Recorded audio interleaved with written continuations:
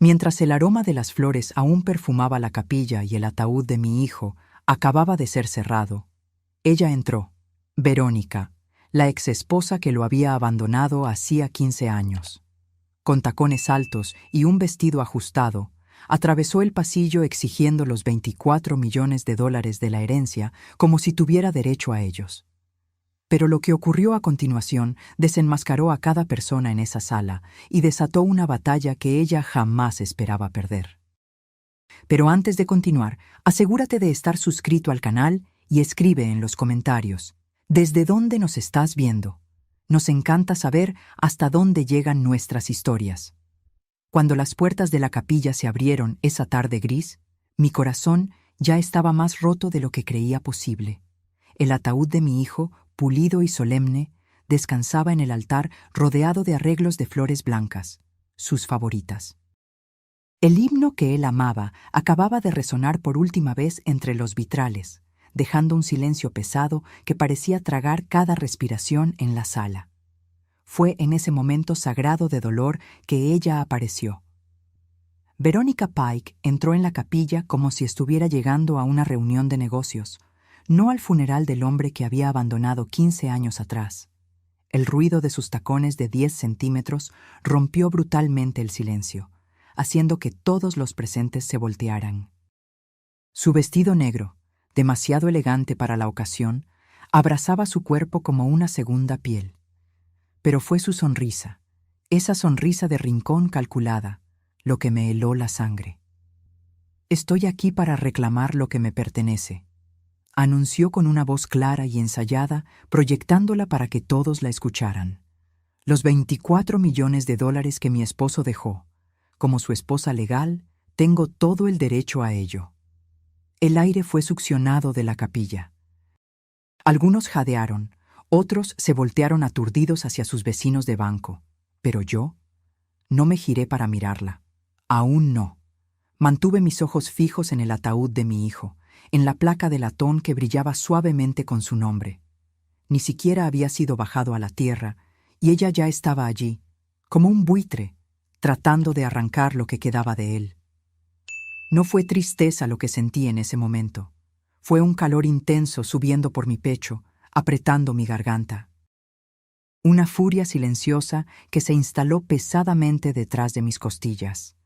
Mi difunto esposo solía decir que yo tenía la paciencia de una pared de piedra. Ese día necesité cada fragmento de esa paciencia. El joven abogado de Verónica estaba a su lado, visiblemente nervioso, hojeando papeles en una carpeta azul. Su voz temblaba mientras mencionaba términos como estado civil, derechos de supervivencia y alguna cláusula que claramente no había leído con suficiente atención. Ni siquiera sabía que ella había renunciado a todos sus derechos en el acuerdo de divorcio años atrás. Miré a mi izquierda, donde Sofía Ser, mi abogada, ya estaba sacando una carpeta discreta de su bolso. Me hizo una pequeña seña. «Aún no es el momento. Solo espera», me decía su mirada. Los susurros habían comenzado a extenderse por la capilla como una ola. La entrada de Verónica no solo rompió el silencio, rompió la ilusión de paz que yo había intentado mantener ese día. Los dolientes se movían incómodos en sus asientos. Algunos miraban al suelo, incapaces de presenciar el espectáculo. Otros me miraban a mí, esperando que me derrumbara, que me quebrara ante esa afrenta. Pero no lo hice. Lentamente me giré para enfrentarla. Verónica no vaciló cuando nuestras miradas se encontraron. Había una fría confianza en su mirada, la clase que solo existe en personas que creen haber ganado antes de que la batalla comience. Levantó la barbilla ligeramente, orgullosa de sí misma. Tal vez esperaba que suplicara, llorara o armara una escena frente al altar. Pero permanecí inmóvil, y eso pareció desestabilizarla, porque su voz se volvió más alta, más insistente. «No estoy aquí para pelear. Estoy aquí para tomar lo que es legalmente mío». Finalmente hablé, mi voz más fría que la de ella, perfectamente controlada. «Tú no eres su esposa. Ya no». Por un segundo ella dudó. Su abogado susurró algo, volteando una página en sus documentos, pero pude verlo en su rostro.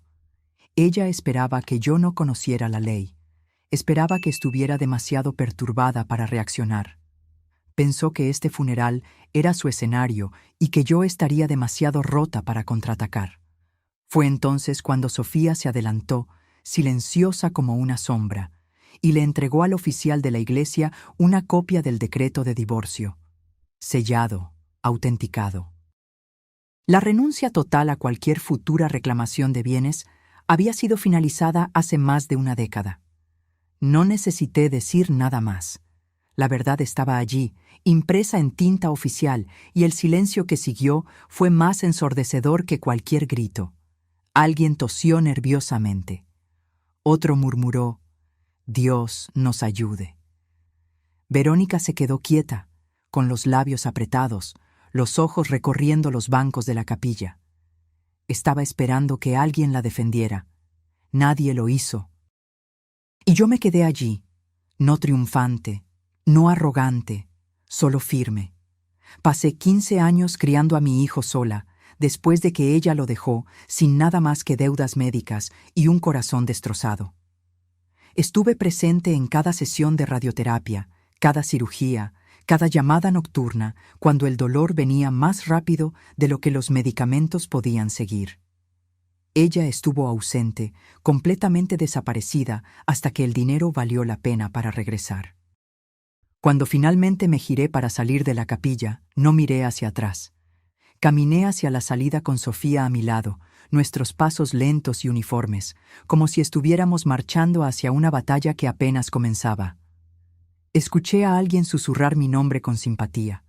Otro dijo: «Justicia». Pero yo no necesitaba simpatía. No quería justicia. Todavía no.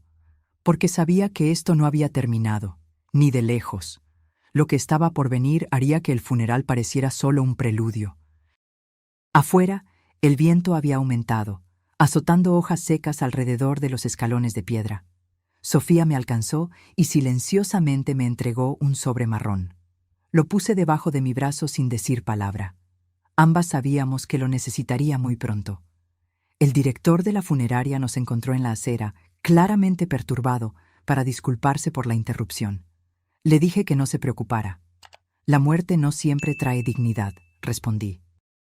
Él no supo qué decir después de eso, y yo no necesitaba que lo supiera. Entramos en el auto. Sofía condujo. Me senté en el asiento del pasajero, mirando por la ventana, con las manos cruzadas, respirando despacio, no calma, solo controlada. Hay una diferencia. Tomamos exactamente 11 minutos para llegar a la oficina de SER y Asociados en el centro de la ciudad. La asistente de Sofía ya había preparado la sala de conferencias, cerrando la puerta detrás de nosotras y asegurándola con un suave clic que parecía sellar el mundo exterior. Sofía puso 2 documentos sobre la mesa de madera oscura y los alisó con manos precisas. El primero era el último testamento actualizado de mi hijo, fechado 9 meses antes de que falleciera.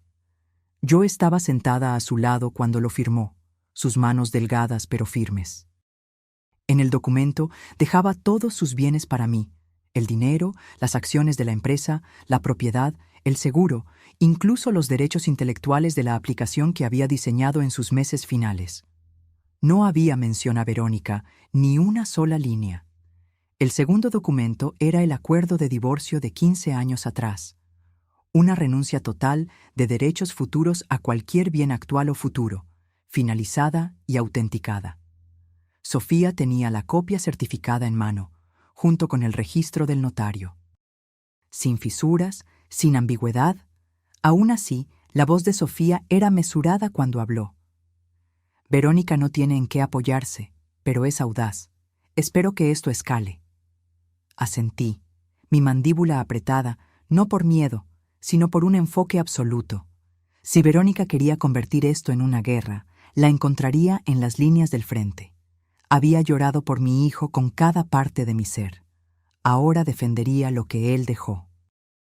No permitiría que una mujer que desapareció por 15 años convirtiera el capítulo final de su vida en un circo legal. Sofía me entregó una copia del inventario de los bienes, cuidadosamente listados en categorías.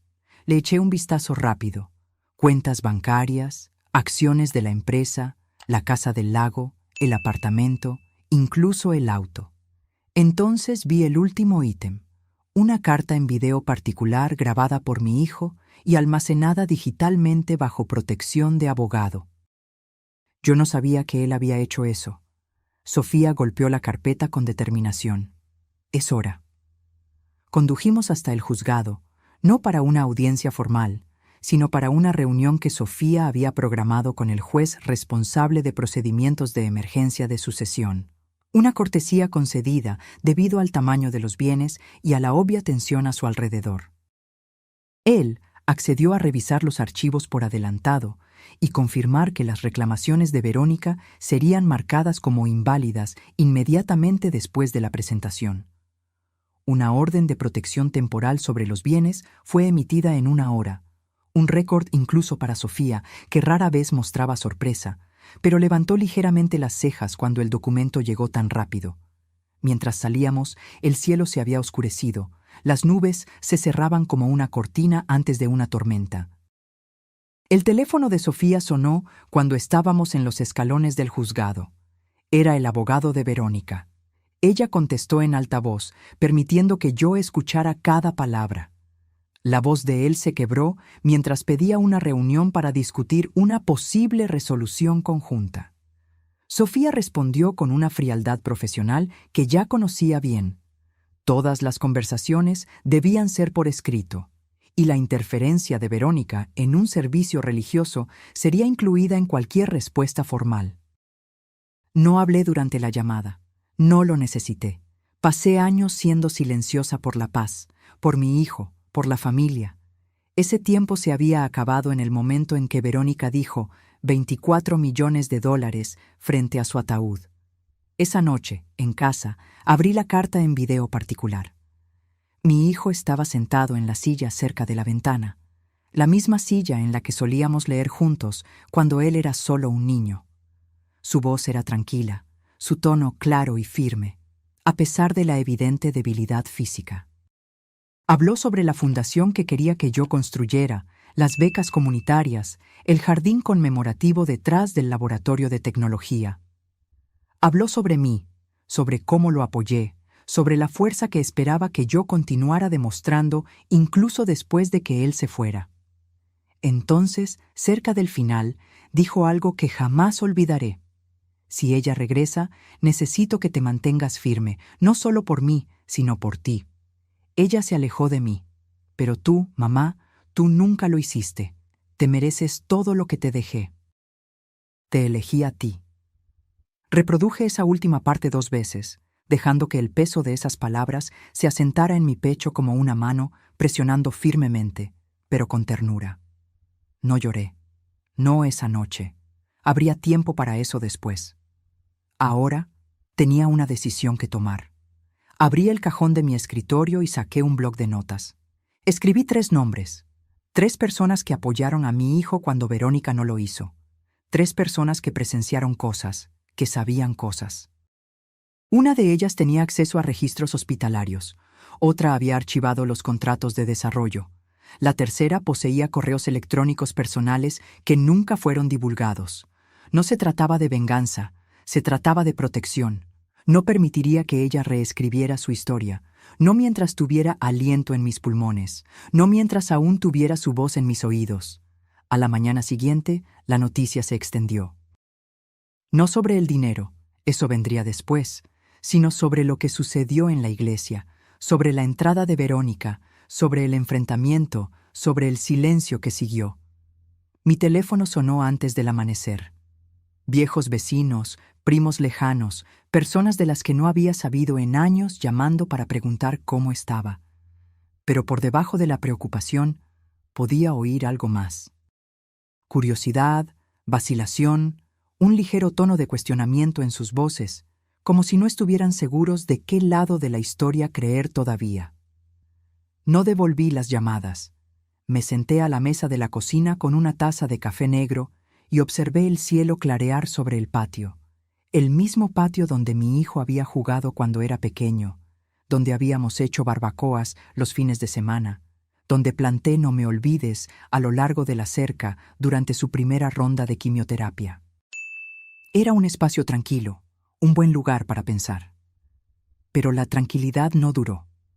Alrededor de las 10 de la mañana, Verónica publicó una foto, una imagen recortada de mi hijo de años atrás, una que ella no tenía el derecho de compartir.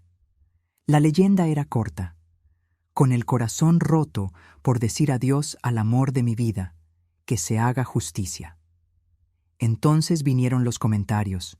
La mayoría eran de personas que no sabían o no les importaba saber la verdad. Personas que tomaron su versión de la historia y la esparcieron como fuego en paja seca. Había emojis de simpatía, palabras como valiente e injusto y trágico. Algunos mencionaron abogados. Uno dijo que ella debería luchar por lo que era de ella. Fue en ese momento que las cosas cambiaron. Ya esperaba una batalla legal. Ya había asegurado los documentos. Pero esto era algo diferente. Esto era público. Era imagen. Y si había aprendido algo en la última década, era que la gente cree en lo que ve primero, incluso si es una mentira completa. Le envié un mensaje a Sofía. La respuesta llegó rápida como un rayo. Ya lo estamos monitoreando. Estamos preparando una línea de tiempo para su divulgación.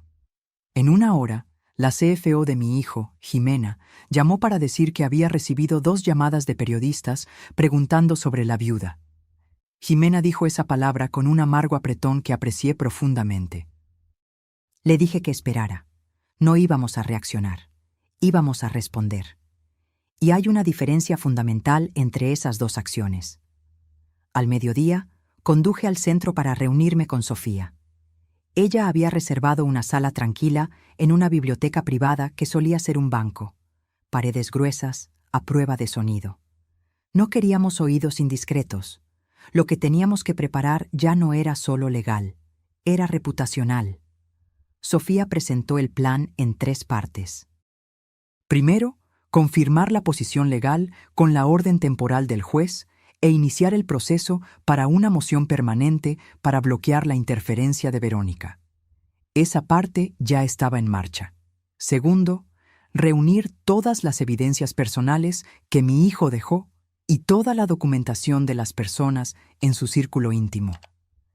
Jimena tenía correos electrónicos y horarios que probaban que Verónica jamás apareció durante su enfermedad. Miguel tenía registros autenticados del divorcio y de los acuerdos de propiedad. Daniel, el enfermero de la UCI, tenía una declaración por escrito sobre la semana final, incluyendo la visita que Verónica nunca hizo. Tercero, y esa era la parte que Sofía todavía no me había dicho, preparar un evento público. No solo un comunicado de prensa o una petición legal, sino algo real, visible, un compromiso público con la fundación que mi hijo quería crear. Sofía creía que la mejor defensa no era solo un juzgado, era una multitud, y no estaba equivocada. Elegimos una fecha para 3 días a partir de ese momento. El lugar, la principal sala de conferencias en el ayuntamiento de la ciudad.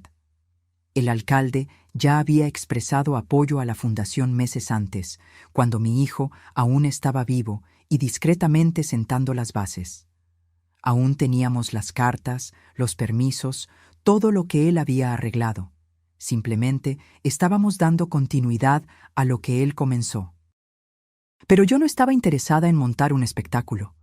Le dije a Sofía que todo debía permanecer centrado en él, no en Verónica, no en mí. La causa, la misión, el impacto comunitario, eso era lo que importaba.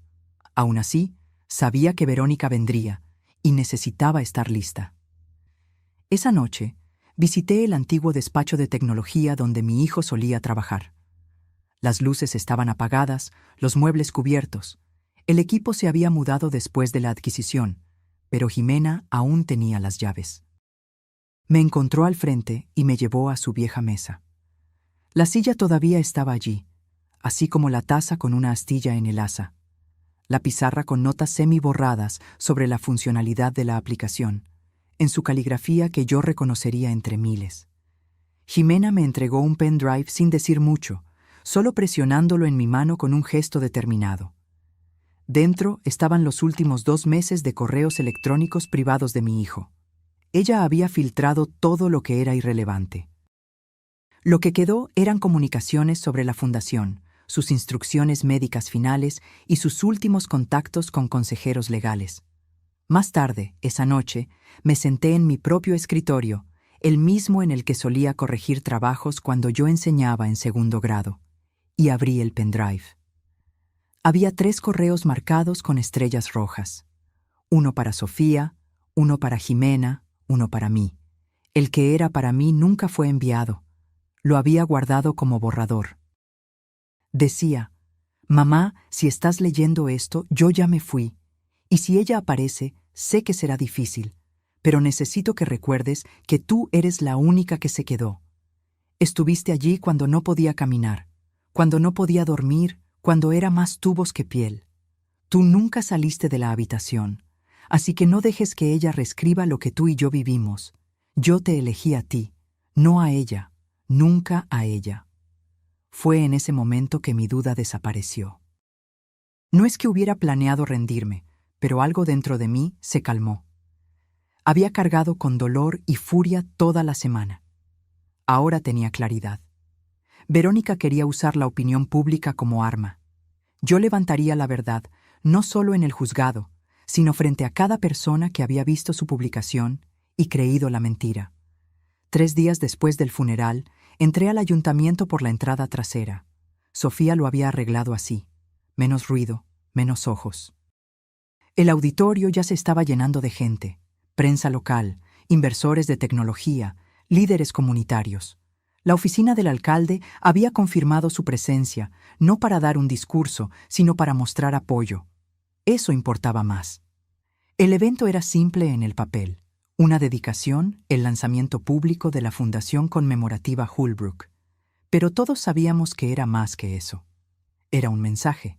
Las sillas se dispusieron en filas frente a una pantalla de proyección. Una pancarta estaba colgada cerca del frente: un legado de propósito. El rostro de mi hijo estaba en el programa, sonriendo de esa manera discreta que él siempre tenía cuando estaba orgulloso, pero no quería atención. Esa sonrisa hablaría por él ahora. Sofía y Jimena se encargaron del registro de la prensa. Miguel estaba posicionado cerca de la mesa lateral con carpetas legales. Daniel, el enfermero, se ofreció a acompañar a los invitados mayores. Todos tenían un papel. Todos entendían lo que estaba en juego. A las 10:02 las puertas se cerraron. A las 10:05 Sofía subió al podio y golpeó el micrófono una vez. No sonrió. No estaba allí para encantar a nadie. «Buenos días. Estamos aquí para honrar la visión y los valores de un hombre que vivió con una brillante discreción y dejó un plan para tener un impacto. Lo que verán hoy no es sobre pérdida, es sobre intención, sobre claridad, sobre verdad». Ella se apartó y las luces se apagaron. La pantalla se iluminó con un video fechado 5 semanas antes de su muerte. Mi hijo estaba sentado en una silla, con los hombros un poco encorvados, los ojos cansados, pero enfocados. El fondo era su oficina en casa, esa llena de libros y plantas y fotos que yo conocía de memoria. Su voz llegó tranquila, pero firme. «Si estás viendo esto, entonces ya no estoy por aquí, pero quería explicar con mis propias palabras por qué tomé las decisiones que tomé. No quería confusión. No quería discusiones. Quería que la verdad hablara por sí misma». Continuó describiendo su enfermedad, sus esperanzas para la fundación, su decisión de dejar sus bienes para mí y solo para mí, sus razones. No eran emocionales, no eran vengativas, solo mesuradas y claras. «Ella se fue», dijo sin dudar. «Cuando más la necesitaba, no estaba. Y cuando construí algo que valía la pena volver, ella regresó. No puedo permitir que eso defina mi legado. Estoy eligiendo a la persona que nunca se fue». La sala se quedó en silencio absoluto cuando el video terminó. Ninguna tos, ningún movimiento, solo inmovilidad. Me levanté, no porque quisiera, sino porque tenía que hacerlo. Caminé lentamente hasta el podio, sintiendo el peso de todas las miradas. Había hablado en aulas por 30 años. Había dado elogios fúnebres, brindis de cumpleaños y discursos de jubilación. Pero este momento era diferente. No se trataba de celebración. Se trataba de trazar una línea definitiva en la arena. Agradecí a todos por estar allí. Reconocí la presencia del alcalde. Luego leí los nombres de los primeros beneficiarios de la beca. Leí los nombres de las escuelas locales que recibirían apoyo tecnológico. Describí el fondo de ayuda médica de emergencia que llevaría el nombre de mi hijo. La audiencia escuchó atentamente. Nadie interrumpió. Entonces abordé la situación directamente. Algunos de ustedes pueden haber visto publicaciones en línea, escuchado rumores, leído comentarios. No responderé a chismes, responderé con evidencia. Jimena atenuó las luces de nuevo.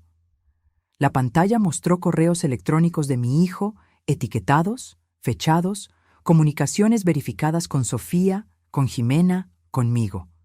Documentaban sus intenciones, sus planes de herencia revisados, sus designaciones de beneficiario de seguro canceladas, todo, la base incuestionable de los hechos. Luego, vinieron documentos legales digitalizados, el decreto de divorcio, el acuerdo firmado, la renuncia de derechos. Resaltado en amarillo, la línea donde Verónica había firmado su consentimiento total para renunciar a cualquier reclamación futura. Finalmente, la última diapositiva, una captura de pantalla de un correo electrónico que Verónica había enviado a un amigo cercano 6 semanas antes del funeral. El mensaje había sido reenviado anónimamente a la oficina de Sofía. En él, Verónica escribió: «No me importa lo que cueste. Estoy volviendo para tomar lo que debería ser mío. Él me lo debía. Y si su madre quiere una guerra, estoy lista». Miré a la audiencia. Esa era su historia. Esta es la mía. Y esta fundación, este trabajo, este legado, pertenece al hombre que lo ganó. No a la que lo dejó. No a la que regresó cuando los titulares aparecieron. Algunas personas aplaudieron, luego algunas más. Cuando volví del podio, toda la sala estaba aplaudiendo. No sonreí. No me incliné. Solo asentí una vez y regresé a mi asiento. Verónica estaba allí. La había visto llegar tarde. Se sentó en la última fila, con gafas de sol, los labios apretados. Cuando las luces volvieron, se levantó y se fue. No hizo una escena. No habló. Pero sus tacones resonaron fuerte contra el suelo mientras se iba, como si quisiera ser escuchada, como si quisiera que alguien la persiguiera. Nadie lo hizo. Sofía se inclinó hacia mí. Ella va a contraatacar. No respondí. No lo necesité. Lo intentaría, y nosotras estaríamos listas. Después de que el evento terminó, la gente se me acercó, me estrechó la mano, me contó historias sobre mi hijo que nunca había oído antes. Un compañero de la universidad, un mentor de una incubadora de tecnología, un padre cuyo hijo había recibido clases gratuitas de la aplicación que mi hijo construyó en su último año. Esa tarde, una foto del evento apareció en las noticias. Yo parada en el podio, una mano en el atril, la otra sosteniendo el programa. El rostro de mi hijo a mi lado en la pantalla. La leyenda decía: una madre protege el legado de su hijo. Y eso era exactamente lo que yo había hecho. Públicamente, claramente, sin gritar, sin enojo, pero con cada hecho afilado como una cuchilla. A la mañana siguiente, me desperté al silencio. Sin nuevos mensajes, sin llamadas perdidas, sin correos electrónicos de Sofía, pero no confundí la quietud con la paz. Era el tipo de silencio que viene antes de que algo se rompa. A las 8:30, Sofía me envió un único mensaje: mantente alejada de las redes sociales. Su tono siempre era controlado, pero pude sentir la urgencia detrás de esas 4 palabras. Obedecí, pero no necesité preguntarme por mucho tiempo. Jimena llamó 30 minutos después.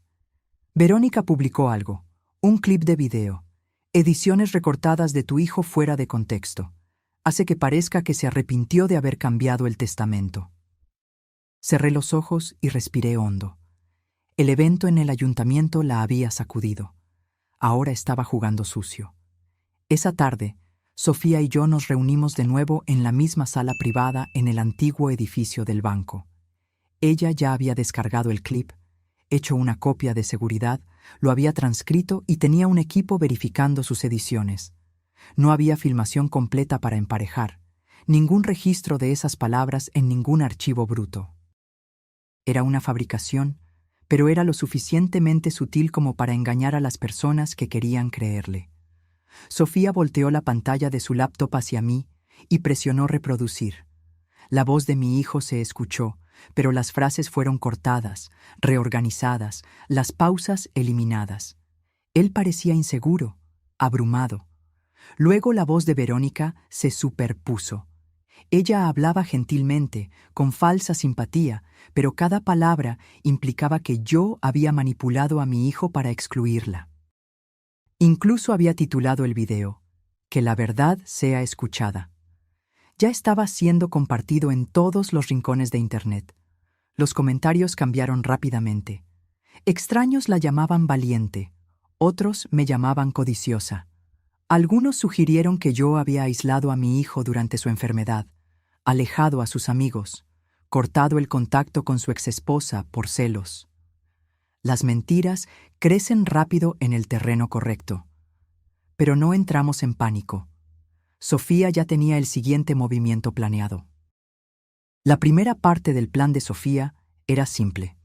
Divulgaríamos el video completo en cuestión, la versión intacta, con marca de tiempo, grabada en una sola toma. Miguel tenía el original en un drive seguro, protegido por contraseñas y autenticaciones que probaban su integridad.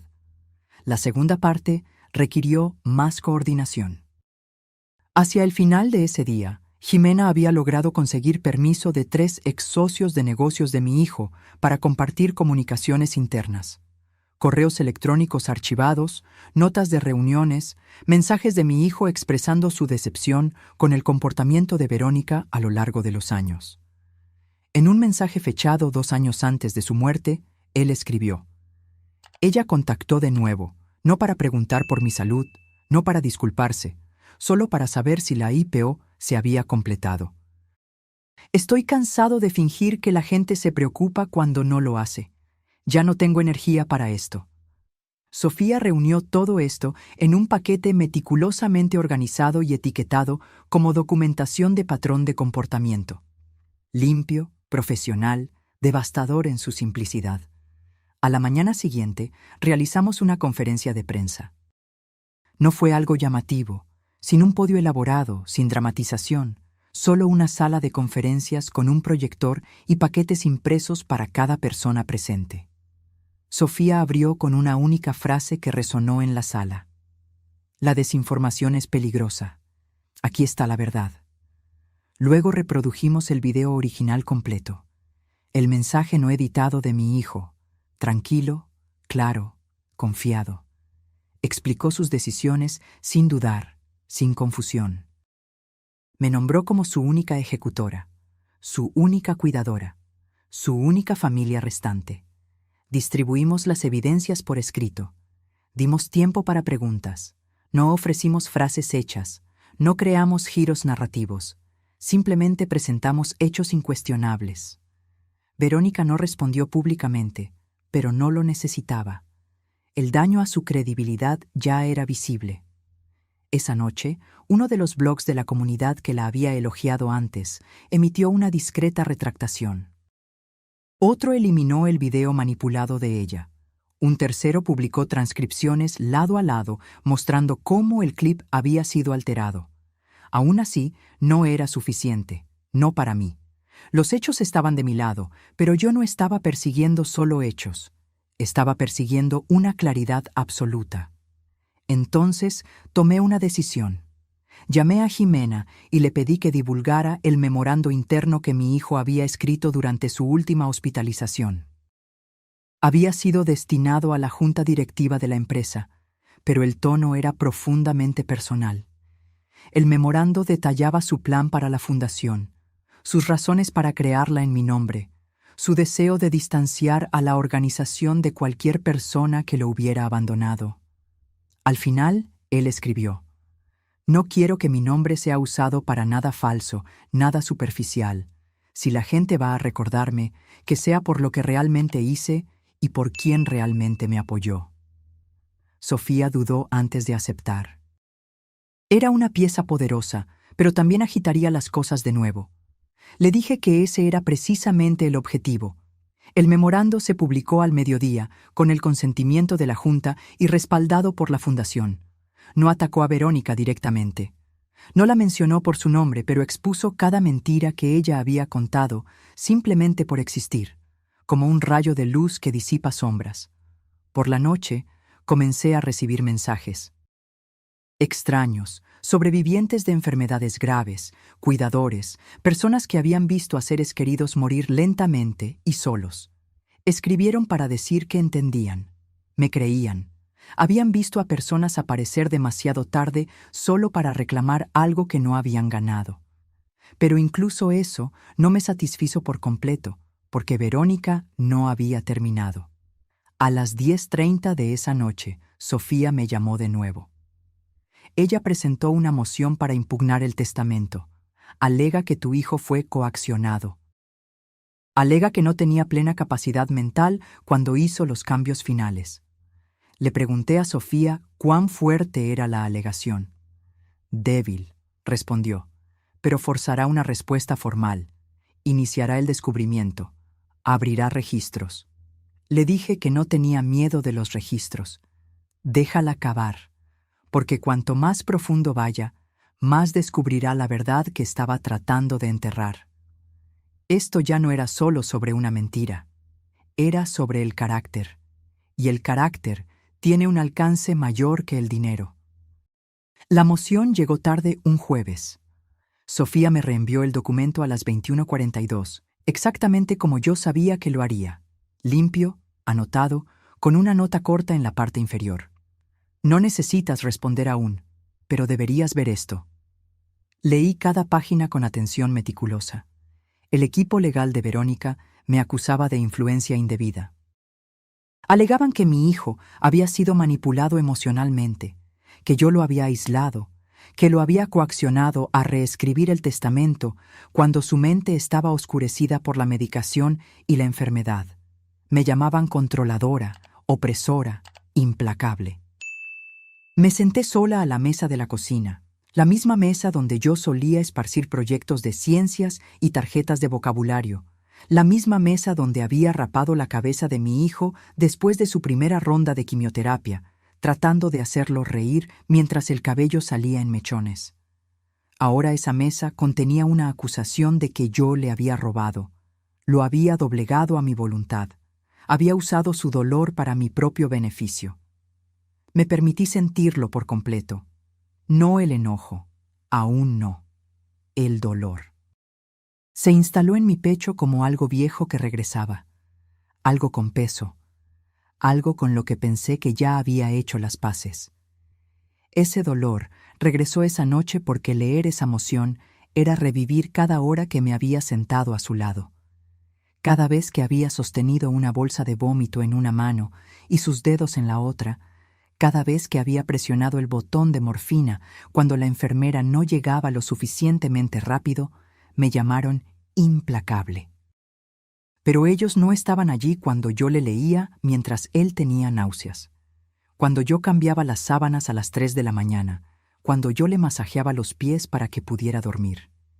Ellos no estaban allí la noche en que se despertó gritando y no podía recordar qué año era. Ellos no estaban allí la tarde en que él me pidió, claramente y con plena capacidad, que me asegurara de que ella nunca recibiera un centavo. Yo sí. Así que dejé que el peso se asentara. No luché contra él, no lo aparté. Me serví un vaso de agua. Me quedé quieta, perfectamente inmóvil, mientras dejaba que las palabras me lavaran. Y me recordé exactamente quién era yo. No la mujer que ellos describieron en el papel, sino la madre que se quedó. A la mañana siguiente, me reuní con Sofía en su oficina. Ella ya había redactado nuestra respuesta inicial. Pero antes de registrar cualquier cosa, nos sentamos en silencio por un tiempo. Ella me observaba como si estuviera esperando que yo cediera o explotara de enojo, o me derrumbara en lágrimas. No hice nada de eso. Simplemente dije, vamos a hacerlo de forma limpia, vamos a hacerlo final. Ella asintió con una pequeña sonrisa de aprobación. Acordamos preparar una declaración juramentada completa. El testimonio de Daniel como enfermero, la declaración de Jimena como CFO, los registros autenticados de Miguel. Incluiríamos toda la cadena de correos electrónicos que documentaba las peticiones de mi hijo, su grabación de voz, su memorando particular, todo. Pero yo no quería que el siguiente paso fuera solo legal. Necesitaba algo más. Le dije a Sofía que quería escribir una carta, no para el juzgado, sino para la fundación, para la comunidad. Ella dudó brevemente, pero accedió. Ese fin de semana me senté con un bolígrafo y escribí a mano. Lo mantuve simple. Yo no soy la voz de mi hijo, pero soy el eco de lo que él creía.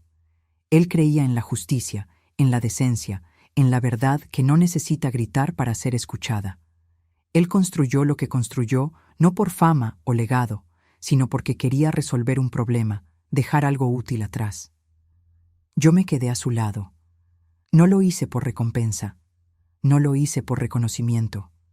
Lo hice porque lo amaba y porque creo en lo que él quería que esta fundación fuera. La semana siguiente, Sofía registró la refutación completa.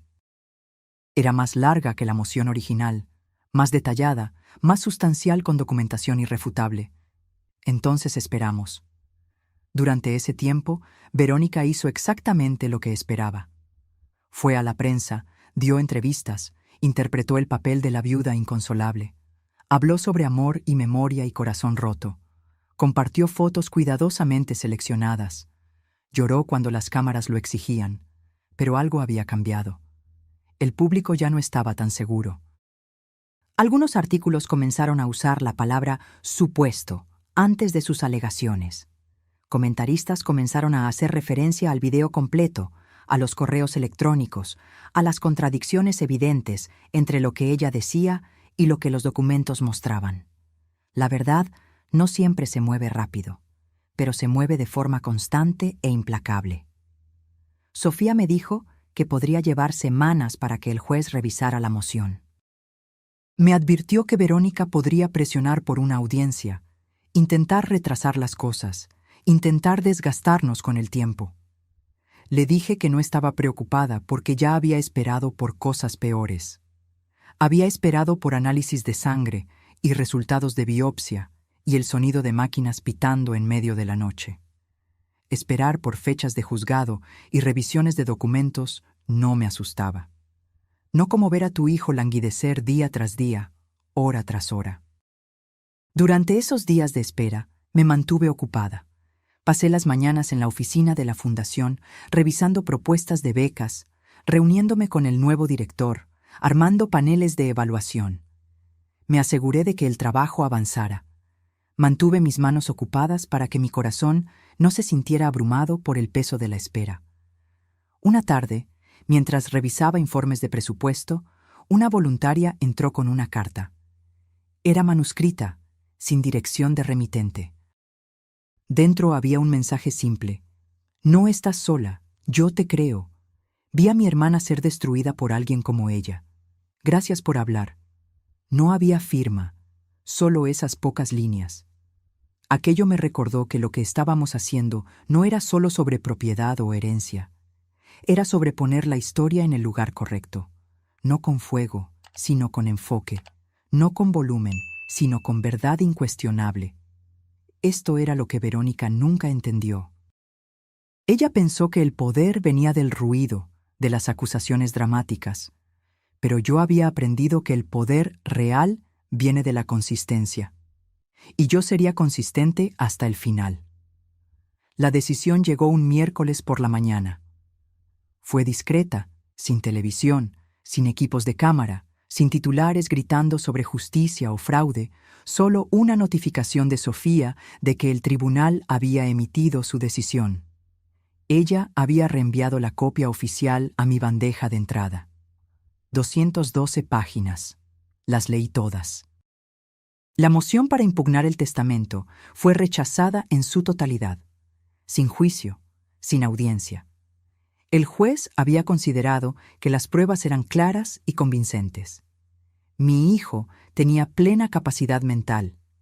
Él había tomado sus decisiones deliberadamente. No había señal de coacción, manipulación o presión externa. Las alegaciones de Verónica fueron descritas como infundadas, especulativas y, en varias instancias, intencionalmente engañosas. Esa última frase importaba más que todas las demás. Intencionalmente engañosas. En lenguaje de tribunal, eso significaba más que solo perder. Significaba exposición, significaba vulnerabilidad, significaba consecuencias. El siguiente paso se movió más rápido de lo que incluso Sofía esperaba. En 48 horas, el tribunal ordenó una audiencia para revisar posibles sanciones contra el equipo legal de Verónica, por mal uso del proceso, abuso del sistema, intento de engañar a un tribunal de sucesión con materiales alterados. La audiencia fue programada para la semana siguiente. Inicialmente no planeaba asistir. Me había dicho a mí misma que el rechazo era suficiente, que no necesitaba ver las consecuencias, que ya tenía lo que vine a buscar, los deseos de mi hijo protegidos, su legado intacto. Pero 2 días antes de la audiencia, Sofía llamó. Verónica había enviado una solicitud de último minuto. Quería que la audiencia fuera cerrada al público, alegando angustia emocional, alegando que eso perjudicaría su reputación, alegando que interferiría en su capacidad para buscar trabajo y reconstruir su vida. El juez denegó su solicitud. Fue entonces cuando decidí que estaría allí, sentada en la última fila, presenciando silenciosamente el final de esta historia. Llegué temprano el día de la audiencia. La sala era pequeña, sin medios, solo las partes, sus abogados y algunos empleados del tribunal.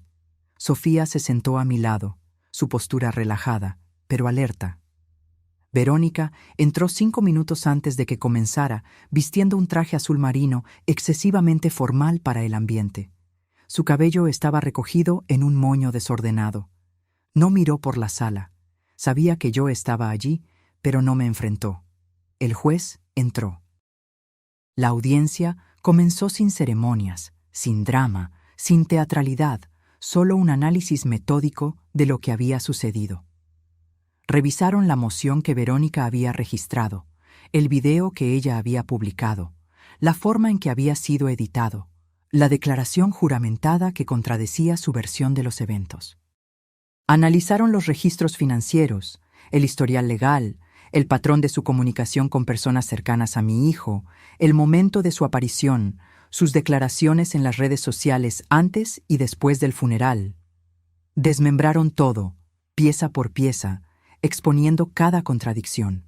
Su abogado intentó argumentar que ella había sido engañada, que no había entendido completamente los riesgos, que había actuado a causa del dolor. Pero el juez lo interrumpió con palabras que jamás olvidaré.